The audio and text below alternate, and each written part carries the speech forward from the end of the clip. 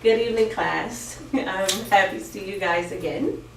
My name is Melissa Mutri, and we're going to talk about living with polycystic kidney disease. Before we get started, I just want everyone here to introduce yourself to your classmates. Hi, I'm Jay. I'm Kadome. Hi, I'm Tyrone. Hi, I'm Ani. Okay, the learning objectives that we will talk about today will be describe what polycystic kidney disease is. Second, we will identify what symptoms are important to report to the doctor immediately. Last, we will identify key factors for living a healthy lifestyle and treatment options available for end-stage renal failure.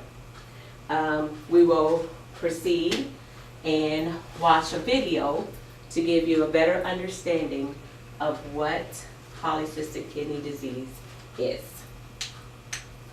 This is Emily.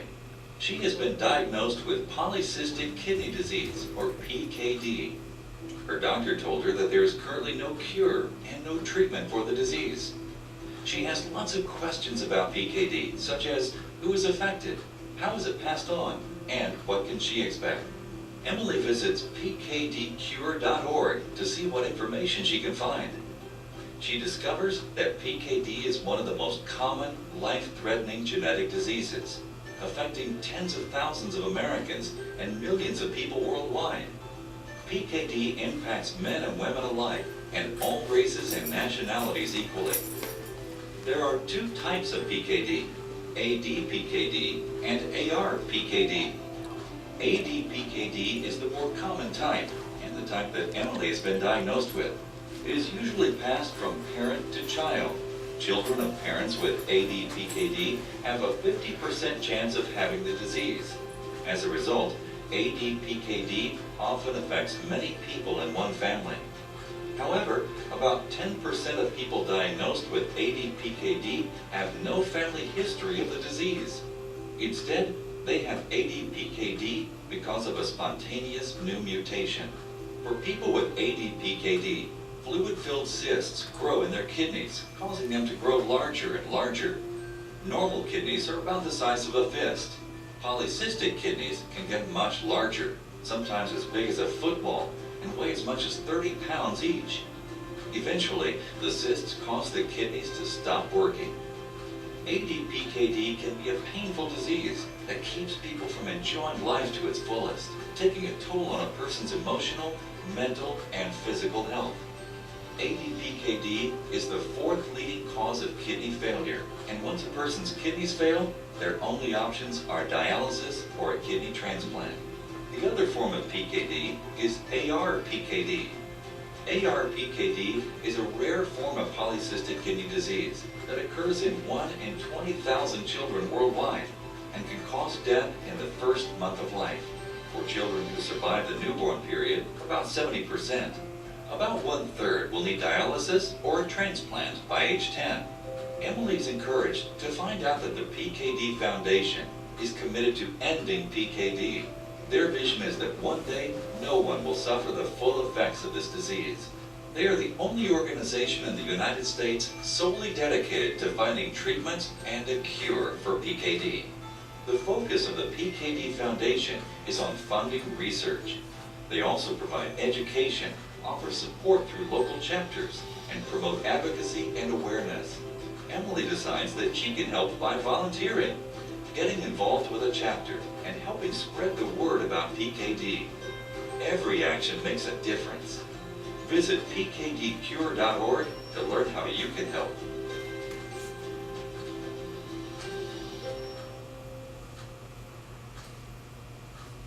Okay, class. So what I would like for you to do is to just tell me something that you learned from the video, starting with you.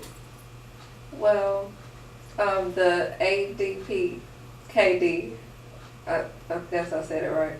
You did. That one, it can been passed on for children to grandchildren to everyone else. It goes for generations to generations for years. Centuries actually just pass and pass and pass and pass and it does not stop. Okay? It Tyrone. affects millions of people worldwide. Okay? You young lady. I learned that you don't have to have a history of it in order to get it. It just shows up because of a mutation. Okay. I learned that it was actually the most common form of cause of liver failure. Kidney failure, which I did not know before. Okay. So the next slide, we'll just go over some basic information. I'm going to have Tyrone read this slide. What is polycystic kidney disease? Polycystic kidney disease is a chronic genetic disease. There are two types of PKD. ADPKD, most common, and ARPKD, rare form.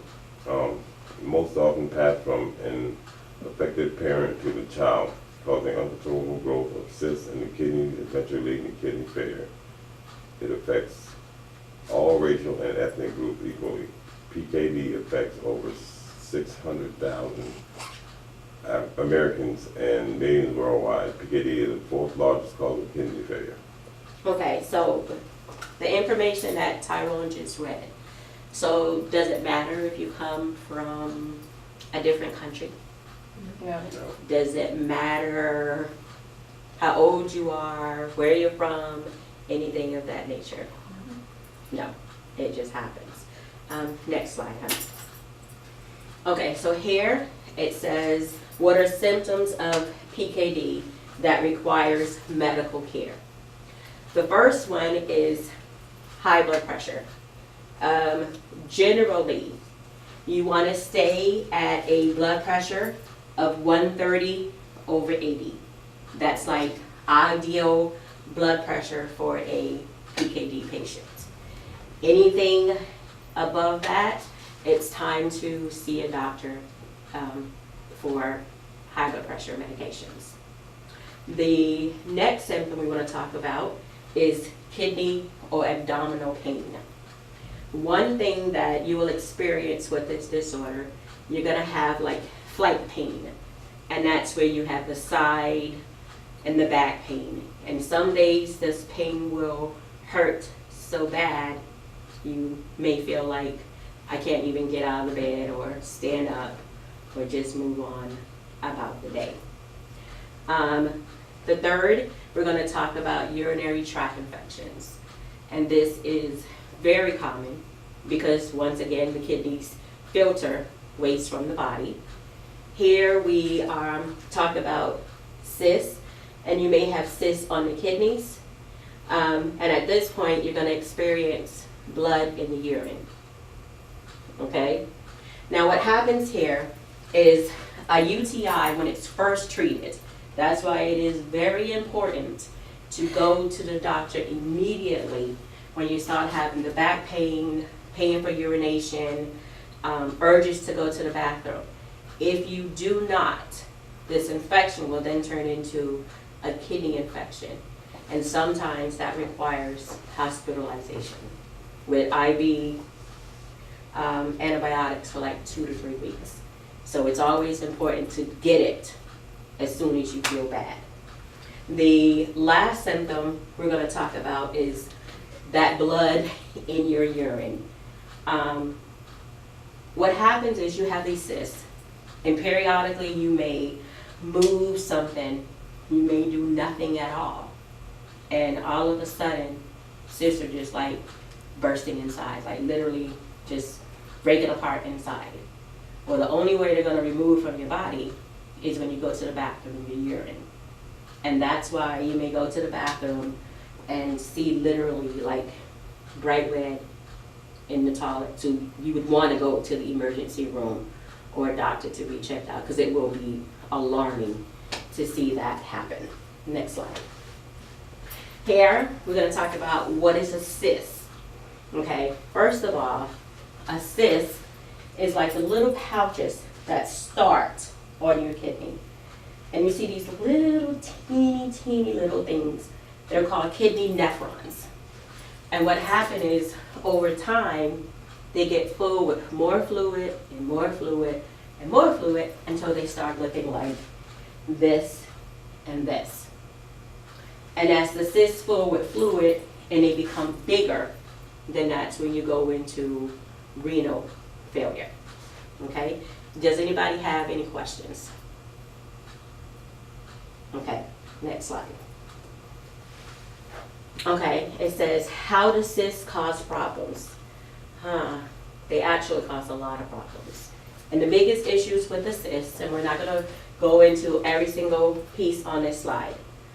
The most important things you want to remember is that here, cysts cause problems because of their size and the space that they occupy. Okay? What happened is normally this is the size of a fist. A polycystic kidney is the size of a football.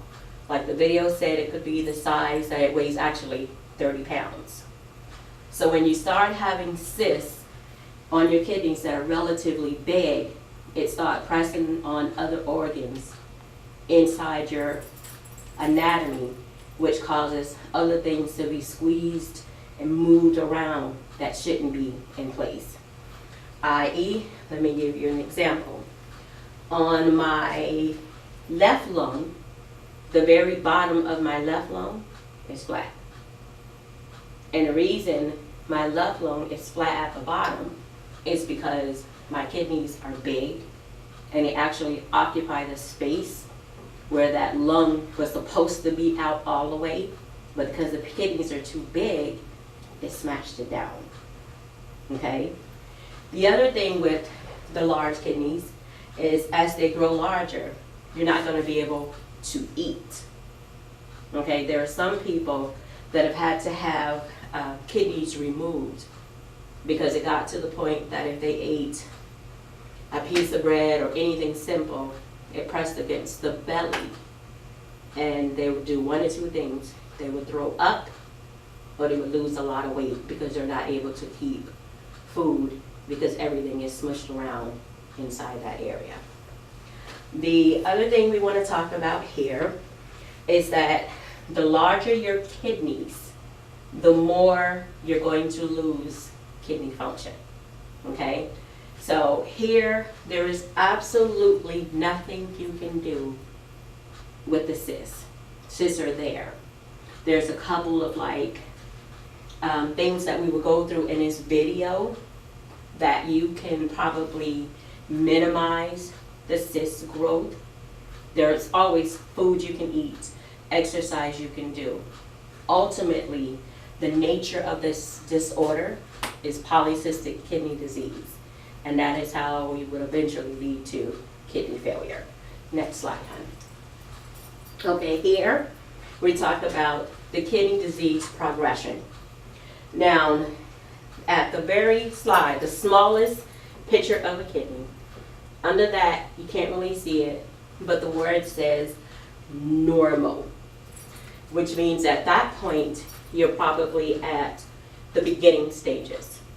For instance, when a person is newly diagnosed with polycystic kidney disease, you don't even know what's going on yet. You just know that you're feeling some things and it doesn't feel quite right, okay? At that point, you may have small signs of blood pressure issues. You may have some back pain, but it's not significant enough that you have to see a kidney specialist all the time. A person with polycystic kidney disease with normal kidney range may see a doctor once a year. There's nothing really going on there. The next stage here is at that point, you're probably seeing a doctor maybe twice a year because your kidneys are fairly in good shape, okay? Here, when you move here, you got impairment. You're at 45% kidney function. When you're at 45% kidney function, that's when you're going to the doctor probably 4 times a year because you're now going every 3 months to get lab work to have a regular checkup. When you move here, the closer you go, the lower your function, the quicker and the more you have to go to appointments. For instance, a person with 100% kidney function, because you can have this disease and still have 100% kidney function. As it progresses, your kidney function will go down. Once you reach 20%, you're going to the doctor like every 6 weeks, because then they have to monitor you a little bit closer, because kidney failure is literally only 5 spaces before you hit dialysis. Next slide. Okay, I'm going to have you read this slide, young lady. I want you to read this part of it. Okay, chronic pain. Chronic pain is one of the most common problems for patients with PKD. The pain is usually in the back or the side and occasionally in the stomach. It can be intermediate and mild, requiring only occasional pain medicine, such as acetaminophen or Tylenol. Never take ibuprofen. However, in a small number of patients with severe PKD, the pain can be quite severe and constant. For these patients, surgery may be needed. Okay, so let's talk about surgery in these kidney veins. It's no secret that I have polycystic kidney disease. And in 2006, I had that surgery to have cysts removed. When I had that surgery, they removed about 50 cysts off of my left kidney. Now, I just told you earlier that my lung is collapsed a little bit at the bottom because my left kidney is big. So if they took 50 cysts off, could you imagine how big it would be if I did not have the surgery? And I had the surgery because the back pain was so horrible that I was constantly going to the doctor. And the only relief I got was when they actually went in and took those cysts off. And immediately when I woke up from that surgery, I put my hand on my side and I could feel the difference in the size of my kidney from the outside after I had that surgery. Hun, can you read this side? Exercise. Exercise is an important part of maintaining good overall health. Regular exercise can decrease your blood pressure and stress, as well as improve muscle strength, heart function, and stamina. It can also enhance a sense of well-being. In general, you will do much better on dialysis with a transplant if you are physically fit. Okay, so right here, you can go to the next slide and then we're gonna pause for a minute. And what I want us to do right here is I want, I guess, you to pair up and then you to pair up. And I want you to really think about some of the things that you do that may not be conducive for your condition, okay? Now we understand we still have to work, we still have to go to school, we still have to live our lives. But there are just some things, i.e., how many of you exercise every week? How often? Well, because of me being in school, I walk a lot. So I do, if not 4,000, almost 4,000 steps, at least 4 days a week. Okay, so you're doing good. And you? I have a relatively sedentary desk job, so I'm not doing so well on that front. Sometimes get a little bit of exercise at work, but most of the time not really. Okay, and you? I have a sit down job too. The most exercise I get is walking from the parking lot to where I need to go, because it's a good little walk from the parking lot to the building. Okay, and you? I got my job requires me to walk a lot. I lift a lot of boxes and stuff like that. So I guess you can call that exercise. Okay, so what I want you to do is I want you two to sit together and talk about things that you can do, i.e., we talked about the back pain, we talked about exercise, we talked about things that you can do to improve your lifestyle so that living with this disorder isn't so dysfunctional, okay? So I'm gonna have you two pair up here and then you two work together there. So Tyrone, I need you to move over here with her. Look at Not gonna forget that name, huh? No. Okay. No, I just finished watching Marathon University.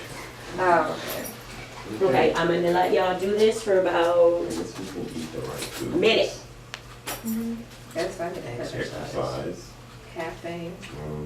I already don't drink caffeine Also because I rest have other too, reasons to like avoid getting your caffeine. appropriate amount But, and going to bed at a no, certain time. and exercise. make Exercise is sure the big thing that you're I'm missing from my taking care of daily yourself. routine. I agree. Like everything else I do, eat healthy, If you don't drink. regular sleep, stress relief. Well- No exercise though. I guess really all you can do maybe More take care of exercise. Well, I ain't drinking that much caffeine. Just exercise, eat the right It's a foods. big cup of coffee a day. That's it. Don't That- overdo that it. one cup. Like, Currently, Don't I'm over- at zero yeah, caffeine and don't allowed over- for me. So you're doing Right. good. and you're pulled so many places. Because I can't already. And you I put already more have stress on other your body. issues that require me to Yeah, not and take also caffeine no ever. stress and maintain your high blood pressure. And I do take ibuprofen. Yeah. That's about it. Okay, are you guys finished? Yes. Okay, so I want you two to talk about what you shared among each other with everyone else in the classroom. Well, what we share among ourselves is that we should eat the right foods, definitely not be stressed out, and get proper rest, and Going along with that, make sure that you're exercising and that, just take care of yourself and try not to overextend yourself past your ability to, because you're going to make it worse. Okay. Well, we was talking about that, trying to work on cutting back on the caffeine and And I heard your statement about, I only drink one large cup of coffee.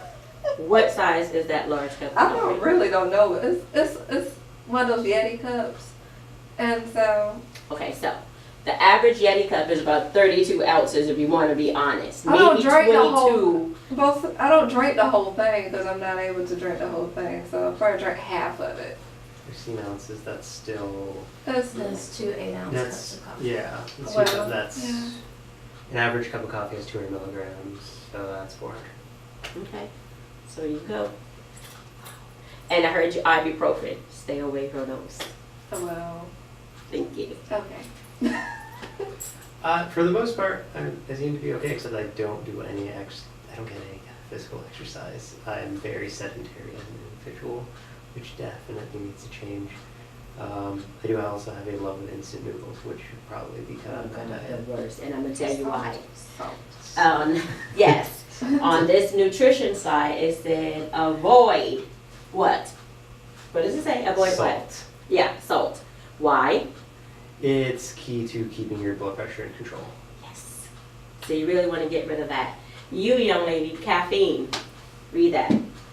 Limit caffeine to less than 200 to 250 milligrams, 2 to 3 cups of coffee a day. Okay. And then we talk about drinking water. It's important to stay hydrated. Avoid alcohol and eat fresh fruits and vegetables. So you want a diet high in fiber.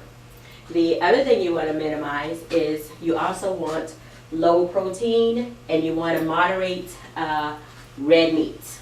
Okay? The other thing here is it's important to stay away from processed food. Your noodles. Yeah. Okay? And then we talk about here the fructose syrup, but that is in Everything. everything. Okay? Next slide, please. We're just gonna, right quick, 5 stages of kidney disease. And I'm giving you this because this will come back later on down the line. To go to the next slide, honey. Okay, there are only 2 treatments for PKD. There is no cure. Okay? There are only treatments. You can have a transplant or dialysis. Okay? Here, there are 2 types of kidney donations. You have a living donor and you have a deceased donor. In the United States, about 6,000 organ transplantations take place every year, and that's for living donors. Most people in America get their kidney transplants from deceased patients. Next slide. Important things to remember. Exercise to reduce stress and depression. Take your medication as prescribed to alleviate pain and to deal with elevated blood pressures. Maintain a healthy diet, low in protein. Limit alcohol, caffeine, and tobacco use. Hydrate. Drink 8 to 10 glasses of water a day. It doesn't matter. You can drink more. You just want to drink at least 8. You want to attend all doctor's appointments, and remember that there is no cure for PKD, but with a healthy lifestyle, you can prolong kidney failure. So what we're going to do is we're going to do an exercise, a game. So literally on your desk, you have bingo pieces on the desk. So I'm going to ask questions, and we're going to play a bingo game. Okay, so you want to maintain a diet, healthy, low in what? Okay. Is chronic pain an issue for PKD patients?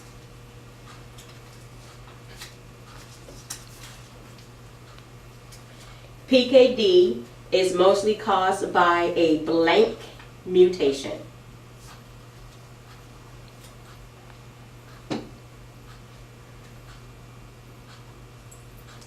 Some people are going to have it, some people are not. So if you don't have it, don't be alarmed.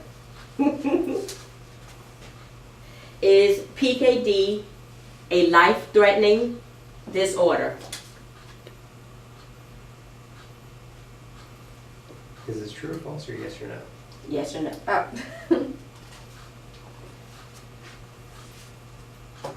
A rare form of PKD.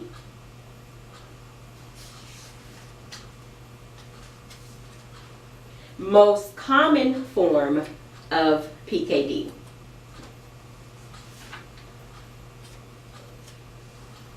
Are there, and this is a number, are there 1, 2, or 3 types of treatment for polycystic kidney disease?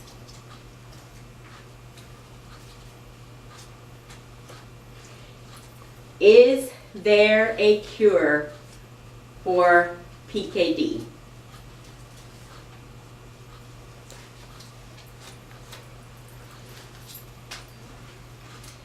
Okay.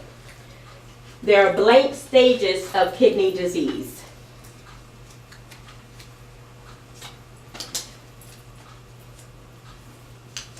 Ideal blood pressure for kidney disease is bingo. So Jay has bingo. Okay. At the end of the class, I have a surprise for you. Okay. So what I want you guys to do is just quickly tell me what you learned about this class. Start with me. Yes. Okay. I learned that in order to extend your kidney function, it requires a low protein diet, which is something I did not know before, and that there are certain things that you should avoid, specifically ibuprofen, because it puts extra strain on your kidneys. Yes, it does.